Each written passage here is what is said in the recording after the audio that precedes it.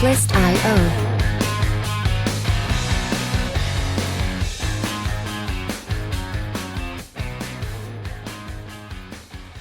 Hey everyone, welcome back to our show.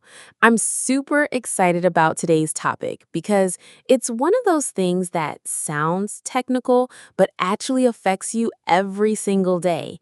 Tariffs. World we live in, our jobs, our shopping choices, even wars. Exactly. Tariffs aren't just about taxes on imports. They're about power, money, and the balance between nations. And today we're going to dig deep into what tariffs are, how they work, why governments love them, why some economists hate them, and most importantly, how they affect you.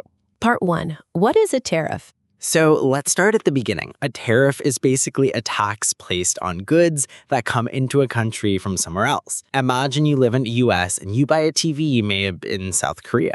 Before that TV gets to you, the government might add an extra fee to it. That fee is the tariff. Right, and there are two main types. Specific tariff, a fixed amount like $5 per imported bag of rice. Or ad valorem tariff, a percentage like 20% of the price of each car that comes in. Let's play with an example. Suppose a French wine costs $10 to make, and without tariffs, it sells in the US for $15 after shipping. If the US government slaps a 50% tariff on it, suddenly it costs $22.50. That makes American wine more competitive in stores. And that's the point.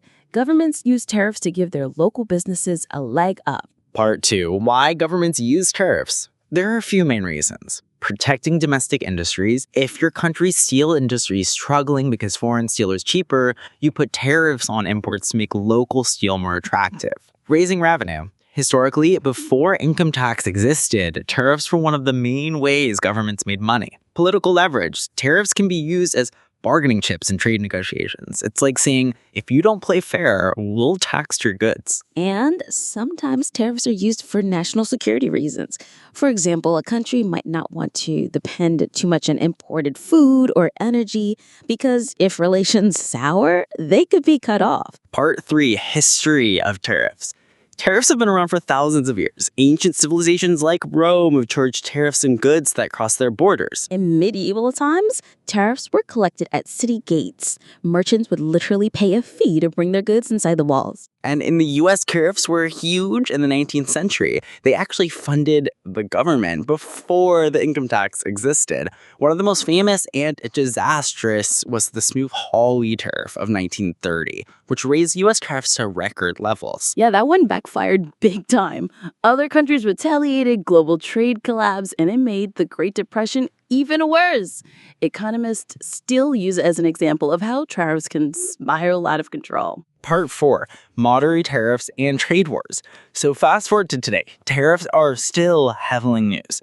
Remember the US China trade war in 2018? Oh, yeah. The U.S. slapped tariffs on billions of dollars worth of Chinese goods, arguing that China wasn't playing fair with intellectual property and subsidies. China fought back with tariffs on American soybeans, pork, and cars. And the results were messy. U.S. farmers lost massive export markets. The prices of consumer goods like electronics went up, and supply chains got disrupted. Yeah, it's not just the U.S. and China, though. The EU, India, Brazil, everyone uses tariffs as tools. For example, India has high tariffs on imported luxury goods like wine and cars, which is why luxury cars are insanely expensive there. Part 5. Pros of tariffs. So, okay, let's be fair. Tariffs aren't all bad. There are some solid arguments for them. They protect jobs. If foreign goods are too cheap, local industries collapse. Tariffs buy them time.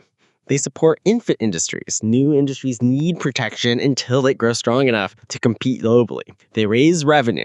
Especially in developing countries, tariffs are still a big source of government income. They can push countries towards self-reliance, like protecting your own food supply or energy. A good example is South Korea in the 1960s. They protected their car industry heavily with tariffs. Today, Hyundai and Kia are global giants. Without that protection, they might never have survived. Part 6. Cons of tariffs, but then come the downsides. Higher prices for consumers. You and I, Pim, were at the store. Trade wars, one tariff leads to another, and soon nobody wins. Inefficiency. Local businesses can get lazy if they know foreign competitors are blocked. Global supply chains get messy. In today's world, products are made in multiple countries. Tariffs disrupt that flow. Think about smartphones.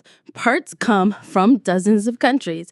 If tariffs are slapped on one part of the supply chain, the final phone could cost way more. Part 7, everyday life examples. So let's make this real. Have you noticed why imported cars are so much more expensive in some countries? That's tariffs. Or why your favorite sneakers cost $200 when they come from overseas. Again, tariffs. Even food. Some countries protect their farmers by putting tariffs on farm fruit, meat, or dairy.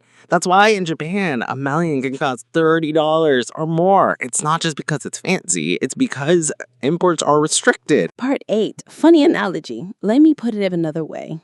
Imagine your neighborhood sets up a rule that if you buy cookies from the bakery 2 blocks away, you have to pay a $5 import fee.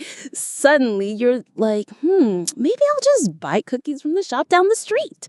That's tariffs in action. Except in this case, instead of cookies, it's cars, steel, or computer chips with billions of dollars. Part 9, debates about tariffs. So economists are split. Some say tariffs are necessary to protect national interests. Others argue they distort markets and hurt consumers. Adam Smith, the father of modern economics, was against tariffs. He believed in free trade.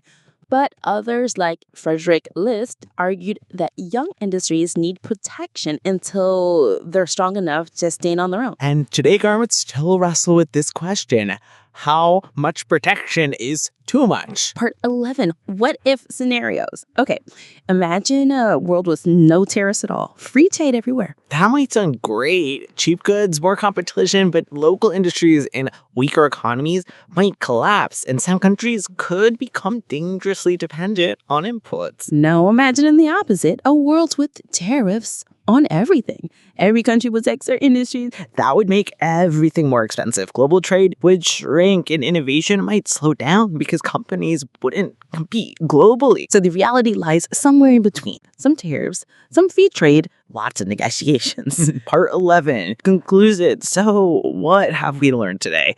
Tariffs are taxes on imports. They protect local industries, create jobs, and raise government revenue. But they also raise consumer prices, risk trade wars, and disrupt supply chains. They're powerful tools. They can help countries grow, but they could also cause serious damage if overused. And next time you see the price tag on your favorite gadget or snack, remember, part of that price might not be the company's choice. It might be a tariff. Thanks for sticking with us to this deep dive on tariff. Don't forget to subscribe, share this episode, and stay tuned for our next one where we'll explore Subsidies. subsidies, cousin of tariffs. That's going to be fun.